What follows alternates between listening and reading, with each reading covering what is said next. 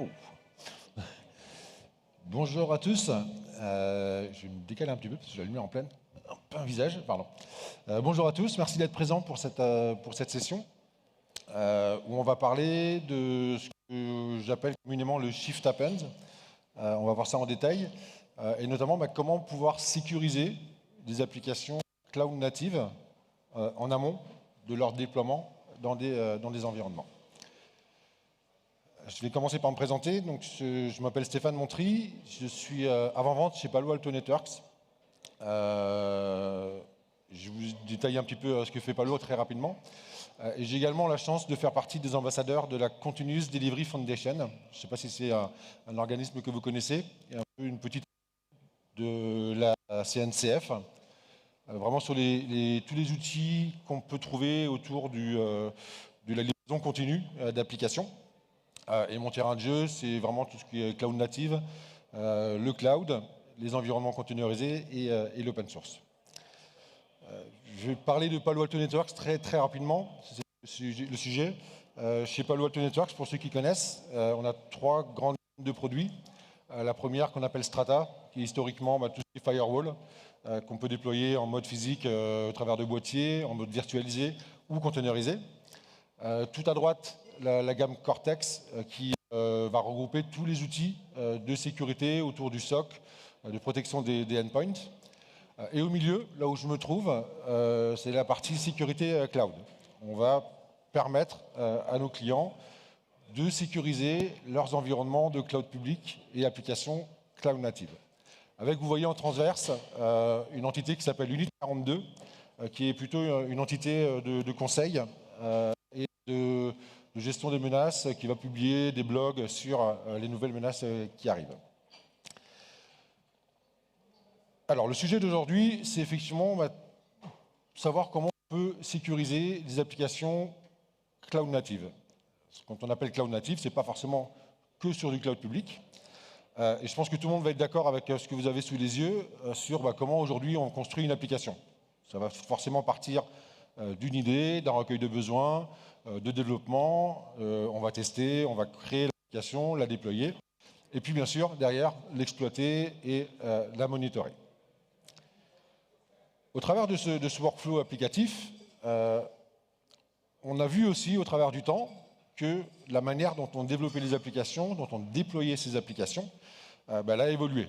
On est parti de process de développement plutôt en mode cascade, ce qu'on appelle le waterfall, avec une architecture applicative type monolithique, où finalement j'ai un gros bloc applicatif qui contient toutes mes fonctions, et puis quand j'ai besoin de faire des modifications, ça devient très compliqué, avec un déploiement et du packaging sur des machines physiques type bare metal, avec son propre data center.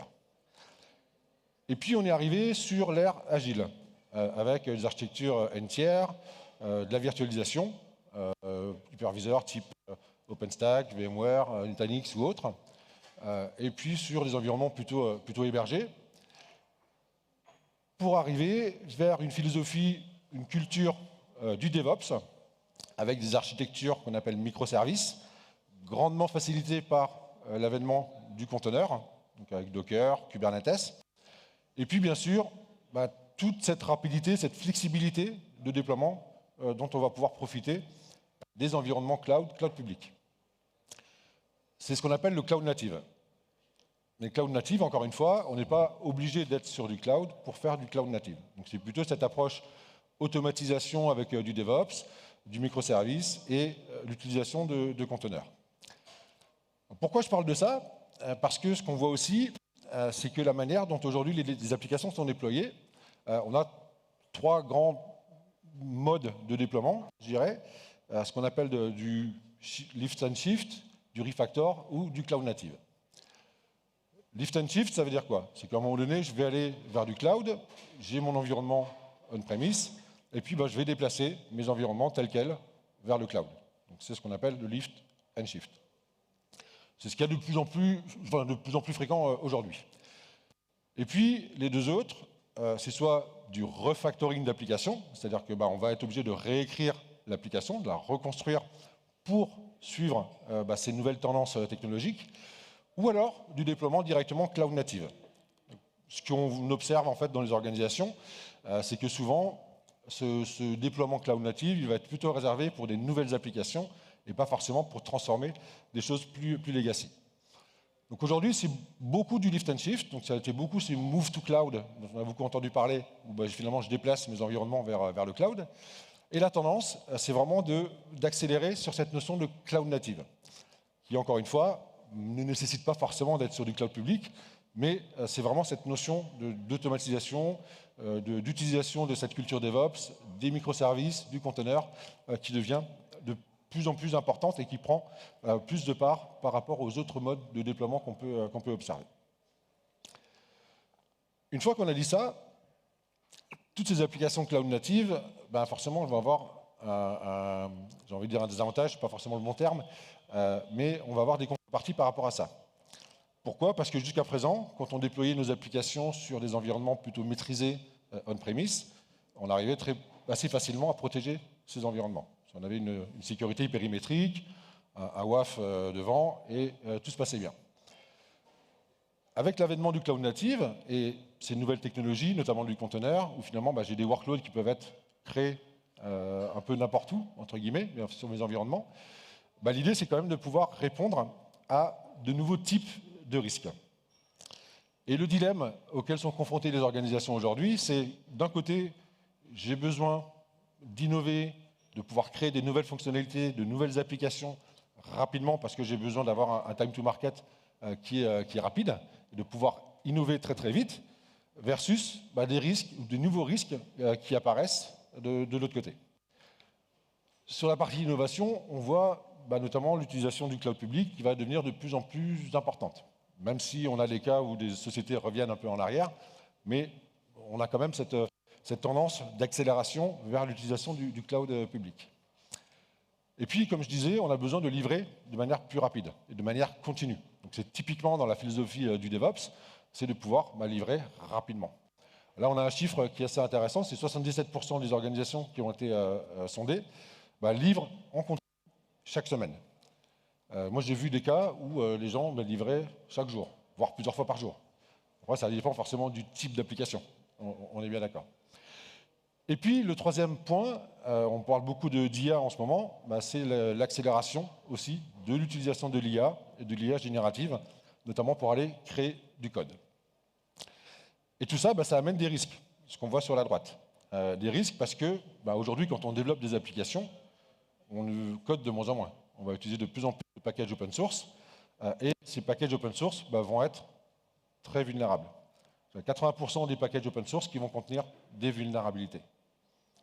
Parce que c'est des packages plus anciens qui sont encore à l'intérieur, et qu'on n'a pas forcément mis à jour tous ces packages qu'on va utiliser. Donc c'est vraiment important en termes de nombre de vulnérabilités qu'on va retrouver dans ces différents packages. Et puis le deuxième chiffre, sur le côté rouge, c'est quand on sait qu'il faut 15 minutes pour exploiter une vulnérabilité, une CVE qui a été annoncée, on se rend compte que ça va très très très très vite. Et donc il faut pouvoir être réactif aussi par rapport à ça, ou en tout cas mettre en place des mesures pour sécuriser ces applications.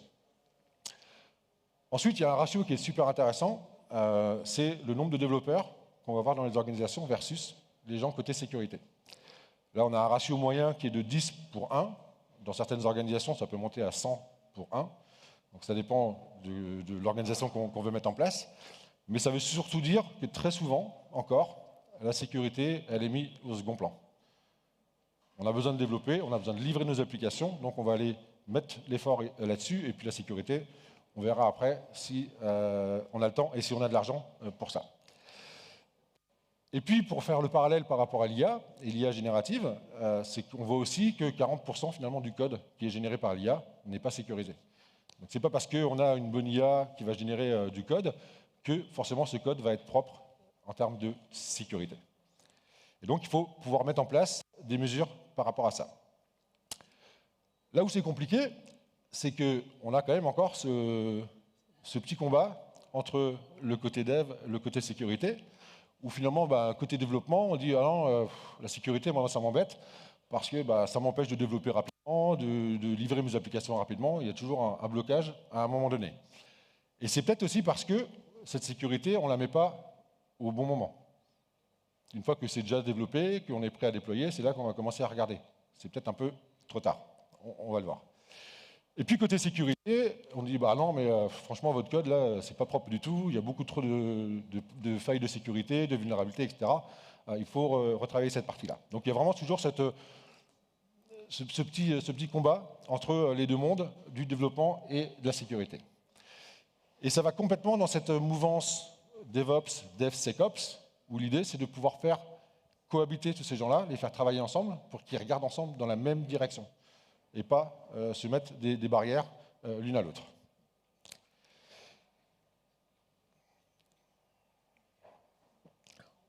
Et si on regarde un petit peu dans le détail, si on parle de cloud native, qu'est-ce que ça veut dire une application cloud native? Ça va forcément toujours commencer avec du code.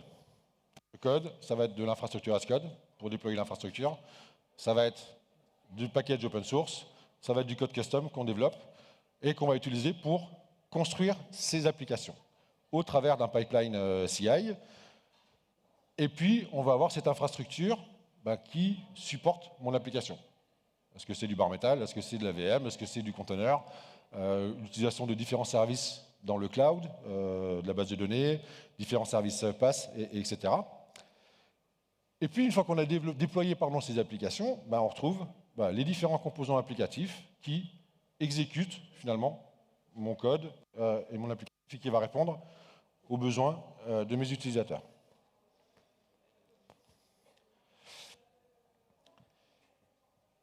Et puis, autre source intéressante, c'est que finalement, quand on regarde le code qu'on va utiliser, 77% de ce code provient de packages open source.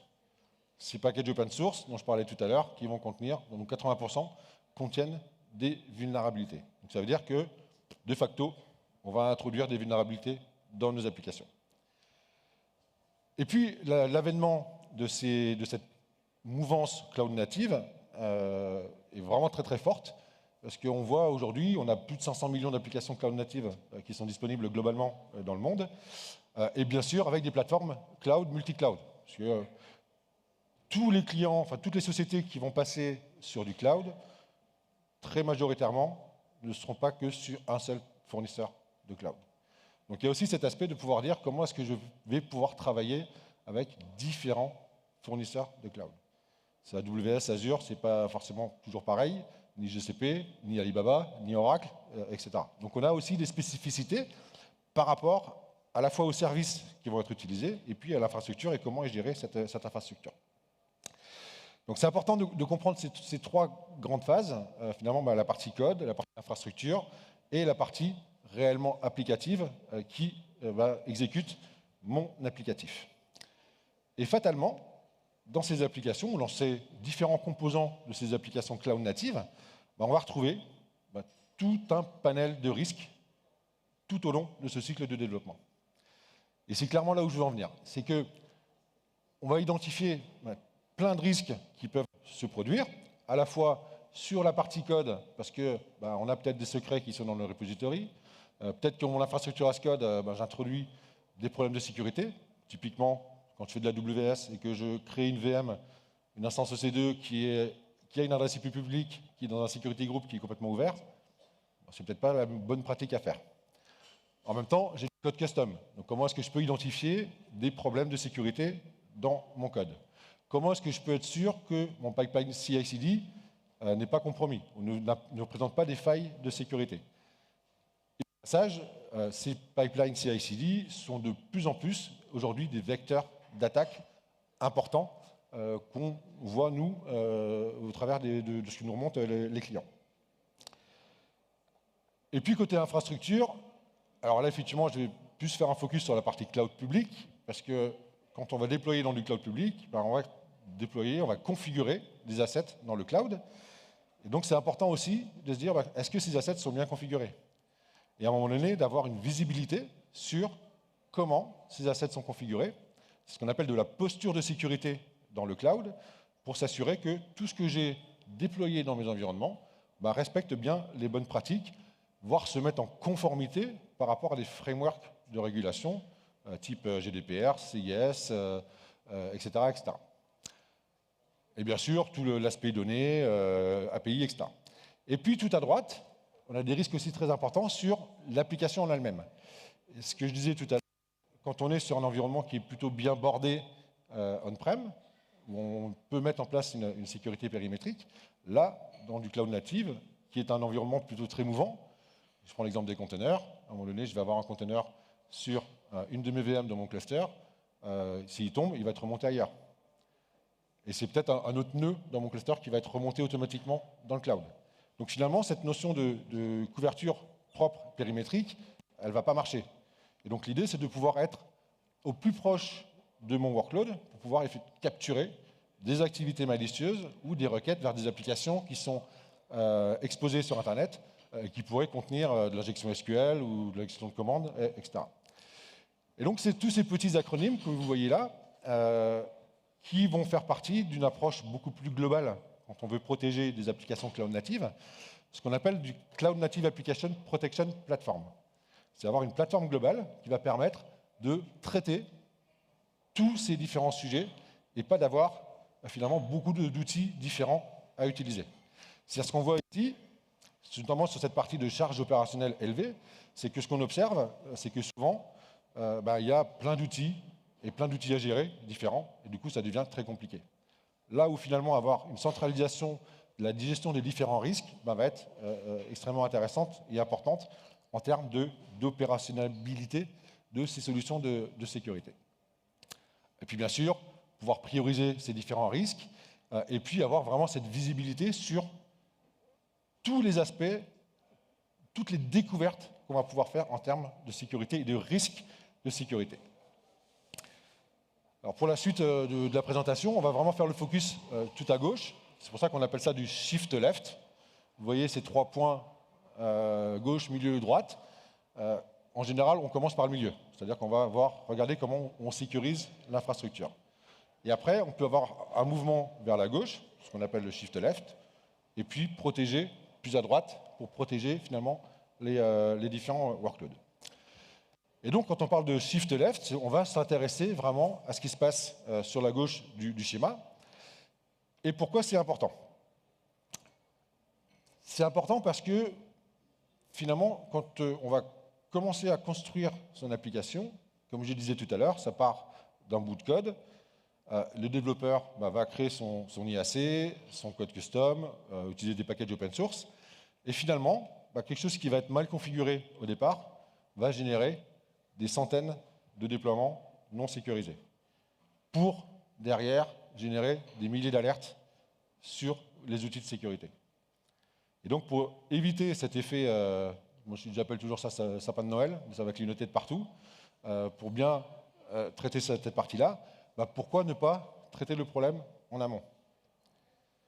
Parce que même si je déploie quelque chose de non sécurisé et qu'à un moment donné, j'ai des outils qui me permettent de l'identifier, éventuellement de corriger, en amont, j'ai toujours mon code qui n'est pas bon, que je vais sans doute réutiliser pour redéployer l'infrastructure.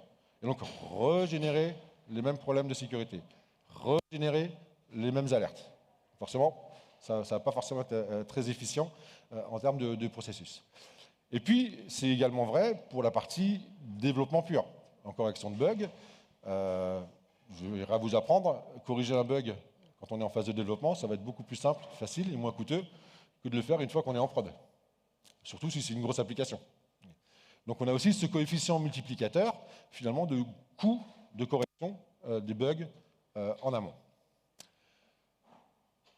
Alors comment est-ce qu'on va pouvoir répondre à ces parties-là? Alors bien sûr, au travers de solutions de sécurité qui vont permettre de faire ces analyses en amont. Et je vous ai mis quelques exemples parce qu'on a des choses importantes à pouvoir traiter.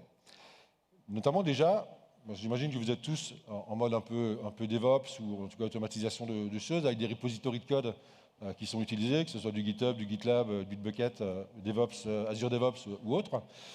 C'est de pouvoir finalement identifier dans ces différents repositories de code quelles sont les technologies qui sont utilisées et pouvoir faire ces analyses à la fois sur de l'infra as code, donc identifier dans mon code Terraform qu'est-ce que je suis en train d'introduire comme problème de sécurité, Et aussi cette partie analyse de vulnérabilité. On parlait des vulnérabilités. Donc, typiquement, quand je vais avoir un package JSON ou un requirement.txt avec ma liste de packages que je vais utiliser, bah, si j'ai une version qui est un peu ancienne, qui va contenir beaucoup de vulnérabilités, on va pouvoir l'identifier aussi avant même, finalement, de builder l'application.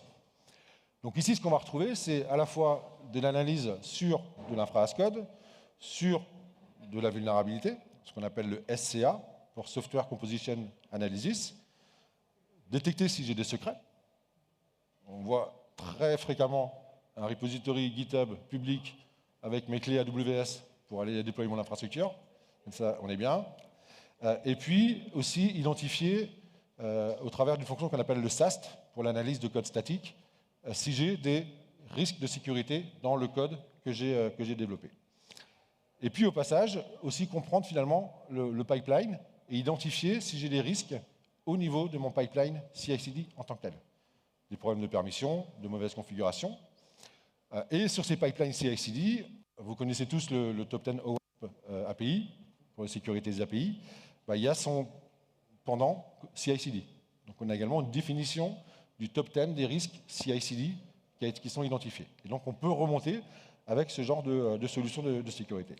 Donc là, ce que vous avez sous les yeux, c'est une liste de repos avec les différents problèmes qui ont été découverts, sur de l'IAC, du secret, du SCA ou autre, les différentes technologies, l'identification de pipeline à l'intérieur, pour pouvoir également vérifier comment le pipeline est fait. Et ce qui va être important, notamment sur la partie infrastructure as code, donc si on regarde ici, c'est deux alertes qui sont remontées. Alors sur la même instance, vous voyez que c'est le même fichier Terraform qui est montré, où on voit ici la création d'une instance EC2 avec une adresse IP publique et qui est associée à un security group avec le port 22 ouvert, d'autres ports ouverts, etc. Et donc là, on est bien dans cette notion de dire ce que j'ai découvert ici, je veux pouvoir le corriger. Donc ça veut dire quoi? Ça veut dire que pour le développeur, à la fois, ça remonte dans ma console de sécurité, mais l'idée, c'est aussi de pouvoir l'intégrer directement dans l'environnement du développeur. Donc ce que vous voyez ici, un petit bouton fixe, et ce fixe, en fait, il va faire quoi? Il va aller créer une pull request pour le développeur, pour lui dire attention, dans ce code-là, il y a un problème, voici le problème, voici comment corriger. Et à la limite, le développeur, il ne va même pas se connecter sur cet outil de sécurité. Et en même temps, je pense qu'il n'en a rien à faire de l'outil de sécurité. Donc l'idée, c'est vraiment qu'on soit dans l'environnement du développeur. Je vois qu'il y en a qui se rient, donc ça parle à certains. L'idée, c'est vraiment d'être dans l'environnement du développeur. Et donc là, on est vraiment en amont. C'est-à-dire qu'avant même que je déploie finalement cette instance EC2, je vais pu identifier ce problème de configuration au niveau de mon code Terraform. L'exemple à droite, il est un petit peu différent. Vous voyez la politique qui est définie sur des ressources qui vont être traquées. C'est-à-dire que, et ça c'est très important aussi quand on est dans un cycle de vie complet, c'est de pouvoir identifier mon code Terraform qui a servi à générer mon infrastructure, vérifier comment mon instance est configurée et faire une comparaison. Je ne sais pas si le terme de GitOps vous parle un petit peu. C'est exactement l'idée du GitOps. C'est qu'à un moment donné, je demande à créer une infrastructure avec un code qui est plus ou moins bien configuré. Mon instance est déployée, mais je ne suis pas à l'abri que quelqu'un qui ait des permissions suffisantes sur le cloud puisse aller modifier mon instance. Et donc, ça permet de réconcilier l'information de configuration de ce que j'ai dans le cloud versus ce que j'ai créé, enfin, ce que j'ai demandé au niveau Terraform. Et donc là, c'est de pouvoir identifier finalement ce qu'on appelle un drift, et de pouvoir éventuellement recorriger automatiquement, parce qu'on pourrait avoir des politiques de remédiation automatique pour corriger dans le cloud, et puis éventuellement aussi fixer au travers d'une pull request. Donc ça, c'était le premier exemple, au travers de l'infrastructure as code, qui est déjà le premier point. C'est quand je vais déployer mon application, je vais commencer par déployer mon infrastructure, puis après, je vais déployer mon application dessus. Et puis, ce qui va être intéressant aussi, c'est ces notions de vulnérabilité dont on parlait dans les packages open source. Où là, par exemple, alors j'ai pris une CVE un peu ancienne, mais volontairement, que tout le monde doit connaître, qui est Log4j, 2021 44228, où on voit l'identification dans les différents packages que j'utilise au niveau de mon code applicatif, la CVE incriminée son score CVSS, quelle est la version du package qui est utilisée, quelle est la version du package qui corrige. Et donc là, l'action de remédiation, dans ce cas-là, bah, c'est de faire une montée de version du package. Et ça, c'est pareil. Si on le sait en amont, avant de builder mon application, bah, on va aussi gagner du temps et éviter d'introduire ce type de vulnérabilité dans mon application. D'autant que celle-ci, elle a été enfin, elle a fait parler d'elle, en tout cas. Et on voit aussi une information intéressante qu'on va remonter sur ces informations de vulnérabilité, c'est ce qu'on appelle les facteurs de risque. Les facteurs de risque qui vont venir directement de la définition même de la CVE. Par exemple, ici, bon, j'ai un fixe, ça c'est rassurant. Par contre, on voit le vecteur d'attaque. On voit que la complexité d'attaque est faible. Et puis, il y a deux éléments importants, c'est exploit in the wild, exploit POC. Ça veut dire que cette CVE, elle est connue pour avoir déjà été exploitée en production ou dans les environnements hors production. Donc, première phase, c'est déjà le remonter. Et puis, bah, de la même manière qu'on l'a vu tout à l'heure pour le code Terraform, on a également ces capacités de corriger cette partie-là. Et donc, de également aller créer des pull requests pour le développeur et pour lui dire, bah, attention, là, ce package-là, il est vulnérable à telle CVE, ça a telle importance, éventuellement, voilà les risques qu'il y a derrière, et puis c'est l'information de comment corriger au travers de cette pull request. Ensuite, l'autre aspect intéressant au niveau code, bah, c'est les secrets dont je parlais. Donc là, ici, par exemple, on voit une access key AWS qui est en clair dans mon repo de code, qui en plus est en public, donc tout va bien. Comme ça, n'importe qui peut aller utiliser mes credentials AWS et puis aller faire beaucoup plus de choses, beaucoup plus de mal encore dans mon cloud.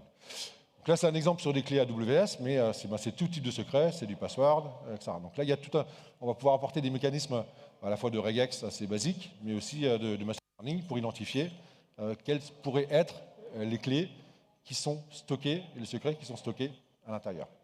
Donc c'est des secrets, des credentials d'accès au cloud, ça peut être des credentials pour accéder à des registres privés d'images de conteneurs, etc., etc. Et puis, dernier exemple de ce qu'on peut retrouver, c'est cette analyse statique de code. Donc c'est pouvoir identifier finalement dans mon code quels pourraient être les risques que j'introduis au travers de ce que j'ai écrit comme code.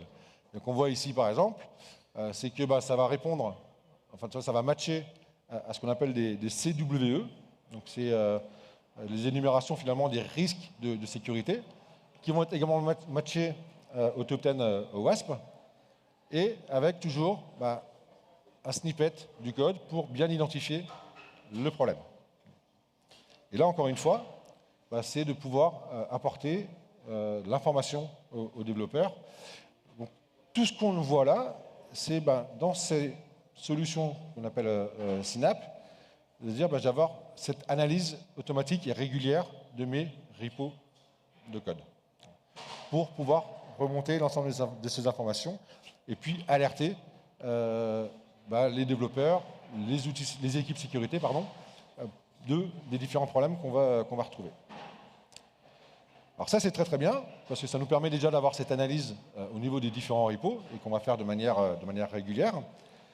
Mais ce qui serait encore mieux, c'est de l'avoir directement dans les outils des développeurs. Donc là, ce que vous avez sous les yeux, c'est un écran VS Code avec une extension, là, on pense Prisma Cloud de Palo, qui permet de faire remonter directement, quand je suis en train d'écrire mon IAC ou je suis en train d'écrire mon code, ou définir mes packages que je vais utiliser, cette analyse de mes fichiers pour pouvoir évaluer quelle mauvaise configuration infra-code je peux introduire, est-ce que j'ai des secrets, est-ce que j'ai des vulnérabilités, est-ce que j'ai des problèmes dans mon code custom, etc. Donc là, on est encore beaucoup plus en amont, c'est-à-dire que je n'ai même pas poussé dans mon repo, à la limite, mais j'ai déjà ce feedback au niveau des développeurs. Donc vous imaginez bien que le gain de temps qu'on va avoir et le gain de sécurité qu'on va pouvoir mettre en place en travaillant vraiment en amont. Ce qui ne veut pas dire que mon infrastructure et mon application qui tourne, il ne faut pas la sécuriser. Mais l'idée, c'est vraiment d'être proactif et de pouvoir identifier très en amont des risques de sécurité que je vais introduire dans mon application ou mon infrastructure.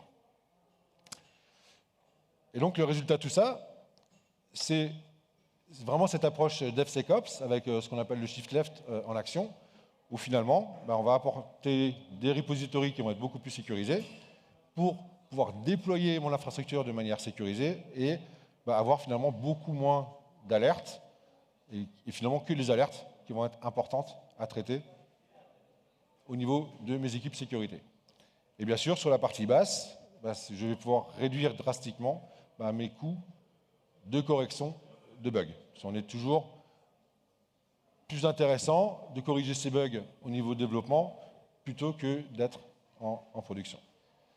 Et le développeur, il va sans doute être content parce que plutôt que d'avoir des checks de sécurité à chaque étape dans mon cycle de vie, j'ai tout en amont et comme ça, je vais traiter le problème tout de suite avant d'être bloqué par la suite. Et donc le développeur, il va être content parce qu'on va lui aussi lui améliorer sa productivité. Et donc, en finalité, si on doit retenir quelque chose de tout ça, c'est qu'on a un aspect de sécurité en amont, on l'a compris, cette notion de shift left, mais bien sûr tout au long du cycle de vie applicatif. C'est extrêmement important d'avoir tous ces contrôles de sécurité à partir du code jusqu'à ce qui est déployé en production, que ce soit du cloud ou de l'on-premise, et d'apporter finalement ces informations de sécurité. Bien sûr, le focus ici, c'est d'être en amont de tout déploiement ou développement applicatif, mais c'est vraiment dans cette approche DevSecOps et de faire travailler ensemble les équipes de développement, les équipes sécurité, les équipes Ops ou SRE qui vont déployer pour pouvoir apporter la sécurité la plus complète possible sur le code, sur l'infrastructure que je vais utiliser et sur mes composants applicatifs qui sont déployés dans mes environnements. Bon, j'ai fini un petit peu en avance, ça va nous laisser un peu de temps s'il y a des questions. Alors, on pourra en parler après si vous voulez. Donc, chez Palo, on a une solution qui permet de sécuriser tout ça. Mais c'est vraiment important d'avoir cette visibilité complète sur l'ensemble du cycle de vie et puis de pouvoir y apporter aussi des actions de remédiation, pouvoir s'intégrer avec les outils de sécurité que vous pouvez avoir. Par exemple, si vous avez déjà un SOC en place, c'est aussi finalement être une source de données pour le SOC et éventuellement avoir des outils qui vous permettent d'automatiser ou d'orchestrer les remédiations de ces incidents de sécurité, des risques de sécurité. Donc c'est important finalement d'avoir cette visibilité globale. Et aujourd'hui, je voulais vraiment mettre le focus sur cette partie complètement à gauche, parce qu'on n'y pense pas forcément, et ça permet d'être vraiment beaucoup plus agile et efficient en termes de sécurité. Voilà. Il nous reste 5 petites minutes, si vous avez des questions. Je suis à votre écoute.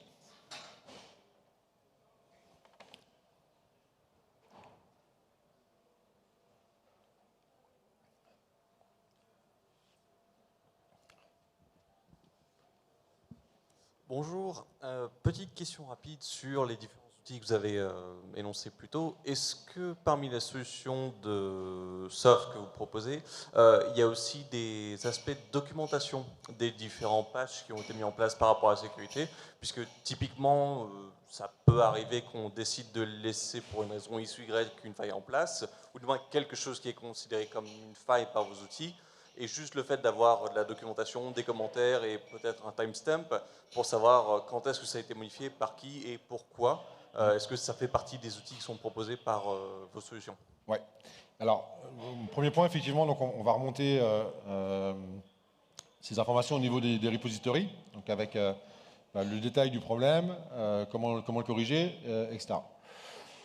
Ensuite, bien sûr, ce qui va être important aussi, c'est qu'à un moment donné, les équipes sécurité ou les responsables sécurité vont vouloir avoir une vision globale de ce qui se passe en termes de sécurité, que ce soit pour les environnements qui sont déployés, comme pour le code. Et donc, bien sûr, on va pouvoir proposer des générations de documentation ou de rapports, plutôt, sur les différents risques qui ont été détectés. Et on va même aller beaucoup plus loin, parce que sur une approche complètement globale de sécurité de ces environnements, l'idée, c'est de finalement pouvoir avoir le plus de contexte possible sur mon risque que je vais avoir.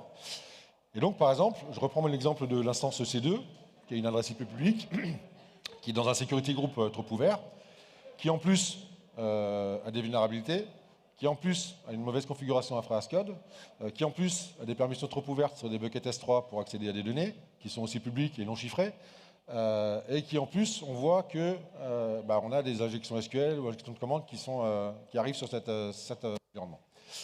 C'est ce qu'on appelle communément dans ce type de solution des alertes de type attaque PAF. C'est finalement une combinaison de différentes découvertes qu'on va avoir au niveau sécurité et qui permettent de remonter ça. Et donc l'idée, c'est, pour répondre à la question, je m'égare, c'est de pouvoir documenter aussi tout ça. Donc c'est au travers de rapports, donc d'avoir des rapports spécifiques sur certaines politiques de sécurité. L'idée, c'est d'avoir tout un panel de politiques de sécurité qu'on va utiliser. Et au travers de ces politiques de sécurité, aussi de pouvoir répondre d'un point de vue conformité. Parce que mon environnement ou mon application doit peut-être aussi répondre à certaines réglementations légales. NIST, on parlait de DORA tout à l'heure en keynote, etc. Donc c'est comment je peux aussi utiliser toutes ces informations que je vais recueillir pour alimenter des rapports de conformité, pour s'assurer que mes environnements, mes applications sont bien conformes à toutes ces réglementations. Donc ça, effectivement, c'est fourni au travers de ce type de solution. C'était un peu long la réponse, mais c'était oui. Une autre question ?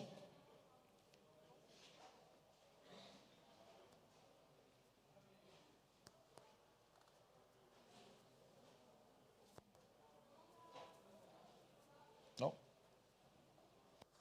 Soyez pas timide, il reste 50 secondes.